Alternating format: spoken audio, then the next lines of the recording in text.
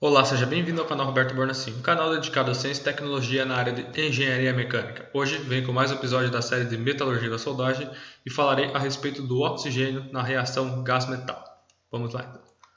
Bom, primeiramente, né, eu falo isso no início aqui desses 3 vídeos que eu estou fazendo sobre oxigênio, hidrogênio e nitrogênio na reação gás-metal. O que é a função, né? O que é uma reação gás-metal?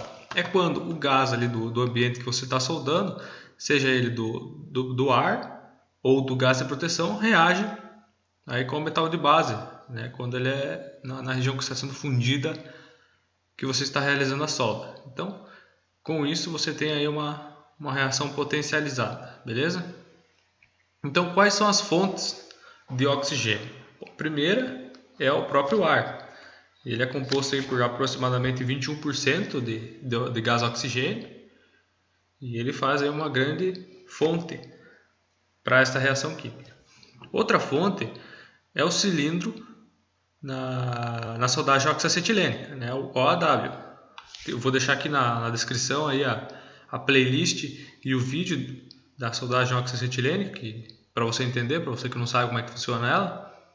Ela tem 2 cilindros, um contendo gás acetileno, que é o C2H2, né, seria 2 moléculas de carbono e 2 de hidrogênio, e uma outra, o gás oxigênio, no outro cilindro.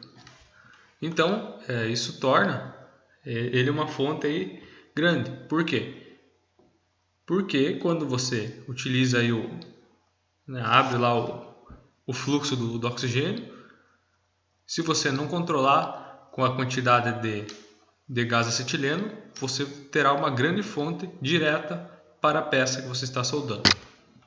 Outra fonte é do fluxo de solda. Esse aqui é no caso para os processos de soldagem por arco submerso, né? Onde você também aí vou deixar aqui na descrição o vídeo. Tem também na playlist. Se você dar uma olhada aí você já encontra. Então você tem aí fluxos como dióxido de silício, óxido de manganês e óxido de ferro. Então esses aqui são alguns fluxos utilizados. E como vocês podem ver aqui, o oxigênio ele é uma fonte, beleza? Temos aqui também do oxigênio no óxido de manganês e aqui do oxigênio do ferro. Então isso aqui, quando você tem a reação química, eles se desprendem e agem aí com o metal de base. Também temos no metal da adição, aí no processo MIG-MAG, em especial no MAG, tem o uso gás ativo, que é o CO2. E aqui quando você tem a reação química, você quebra essa molécula de CO2 e forma o monóxido de carbono e o gás oxigênio decomposto. Ok? Ou também aqui no caso de alguns do MIG, utilizam o gás oxigênio também para você ter uma estabilização no ar. Isso é importante entender, né? Para você estabilizar os respingos e melhorar a eficiência. Bom, aqui é uma tabela, né, para a soldagem oxacetilênica, né? Aqui é do caso do aço de baixo carbono, aço mild, né? É um aço doce, tem baixa quantidade de carbono. E aqui é importante para a gente entender que essa tabela, né, ela faz uma relação entre a quantidade de gás oxigênio e a quantidade de gás acetileno, que é o C2H2. Então, se essa relação aqui for maior do que 1, ou seja, se a quantidade de acetileno for menor do que a de oxigênio, você terá isso aqui maior que 1, certo? Você divide aí uma porcentagem de um pelo outro, você vai chegar nisso. Você tem aqui essa relação.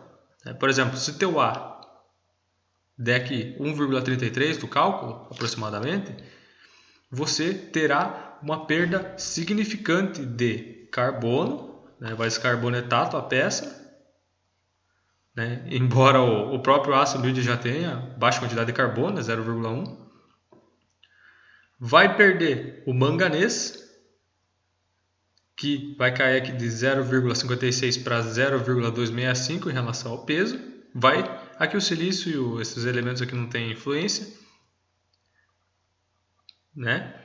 E aqui tem a dureza, que você reduz, não, você aumenta a dureza do material, e o tamanho de grão ele também é aumentado.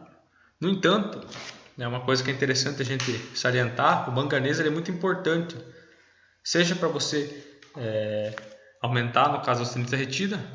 No caso aqui do aço milde, ele não tem, né? Se tiver muitas pequenas quantidades insignificantes. Mas quando você já utiliza um outro aço mais sofisticado, que você tem uma alta quantidade de manganês, por exemplo, o TRIP, se você for soldar dessa forma, você vai destruir, podemos dizer assim, localmente as propriedades do material, ok? E destruir as propriedades que eu falo o quê? Você vai reduzir a tenacidade, o alongamento, né? E aí você tem um problemão. E se você vai aumentando essa relação, o problema aumenta. Você vai tendo a perda de manganês de uma forma significante. Então, o manganês ele é muito importante para a ductilidade e a tenacidade do material, ok?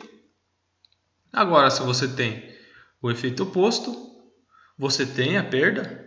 Você pode analisar aqui, por exemplo, se a quantidade de gás oxigênio e de acetileno for igual, você tem uma perda leve de carbono. No entanto, a perda de manganês também continua, porque você forma óxido de manganês, que a gente viu ali que é uma outra forma que é utilizada no método dos fluxos, que você tem essa reação química. E aqui também você perde quando você tem essa quantidade menor. Então, se você utilizar, resumindo, se você utilizar a solda oxoacetilênica, você vai perder manganês do seu aço, no caso aqui o aço milde, para que essa tabela foi desenvolvida. Aço milde é um aço de baixo carbono doce, ok? Aqui apresenta bem a tenacidade, então ela tem uma queda bem significativa, quando você tem aí a grande quantidade de oxigênio em relação ao acetileno. Então, quando você tem aqui, você pode ver que quando vai aumentando, você vai tendo uma redução aí da tenacidade. Beleza? Vamos passar aqui. Ok, então aqui temos a propriedade do aço milde que eu falei. Então você tem uma queda na resistência, atração, uma queda na tenacidade, uma queda na tensão de escoamento e uma queda no alongamento. Em outras palavras, você perde todos, assim, você tem uma redução em todas as propriedades mecânicas com o ganho do oxigênio. Assim, ele não é, podemos dizer assim, benéfico. Ninguém quer soldar para você, podemos dizer, estragar o material. Isso que o aço milde ele tem, o aço de baixo carbono analisado aqui, ele tem aí um bom alongamento e uma baixa tensão de escoamento. Essa é uma propriedade dele. Ele é um material utilizado para a indústria automotiva. E se você perder todas essas propriedades, não vai ter por que você usar ele.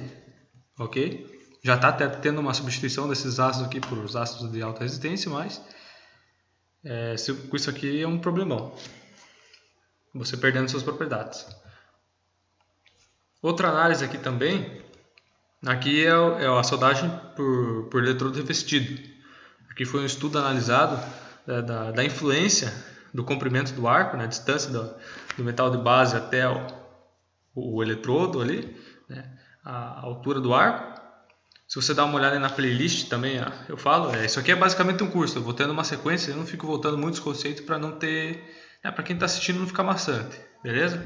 Então aqui a gente pode ver que quanto menor o comprimento do arco, maior vai ser a quantidade de oxigênio. A quantidade de manganês mantém um pouco constante. Esse aqui, o eletrodo analisado foi o 7018, um eletrodo um pouquinho mais espesso, diâmetro um pouquinho maior. E a sua dureza, quando você aumenta o arco, você tem aí uma dureza aumentada. Mas claro que você tem a distância, você não pode tomar muita distância, senão você não vai conseguir soldar o material. Mas é importante que você tenha a sua posição. E aí você consegue analisar, beleza? Então por esse vídeo era isso. O próximo vídeo, como vocês podem ver, vai ser eu vou falar sobre o hidrogênio na reação gás-metal. Se você gostou do vídeo, deixa o like. Ficou alguma dúvida, deixa nos comentários aqui, eu vou te ajudar. Até o próximo vídeo.